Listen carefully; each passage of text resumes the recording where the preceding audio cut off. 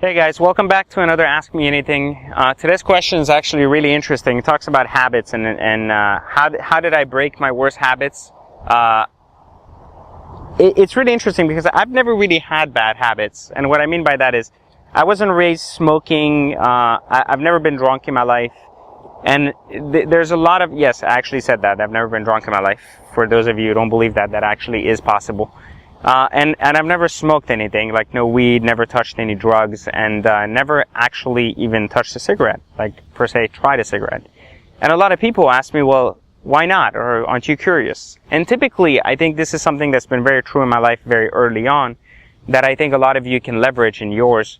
And it's that if you think about habits, right, like things like smoking, drinking, partying, etc., I always did everything in my life with purpose. So I always assumed that, like, what would be the purpose of doing something? And if it worked, or if I had a reason for doing it, then I did it. If it didn't have a reason behind it, then I never understood the whole idea of peer pressure or anything. I always thought about it as, if there's no purpose for it, or if it's not going to improve my life, then why would I want to do it? Like, what is the benefit of, for example, smoking a cigarette? You relax, right? Like, in other words, from what I understand, that the idea of nicotine is to relieve stress. But then, if you look at it from that angle, you're not solving a problem.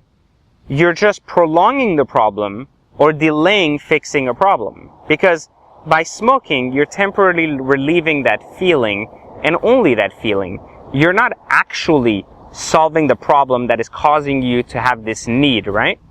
So, I ultimately think there's no value in smoking in order to relieve stress, but instead there's a lot of value in understanding what it is that stresses you and then fixing that.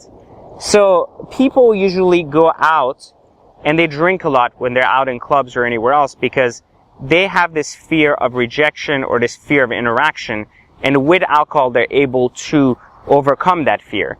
So again, it's not really creating value for yourself to drink. You're simply procrastinating fixing a problem. Not being social or capable of socializing without alcohol is a genuine problem. And adding a layer of alcohol to solve that problem is not really a solution. It's simply pushing you to actually hurt yourself more by delaying the reality that that problem needs to get fixed at some point for you to be successful.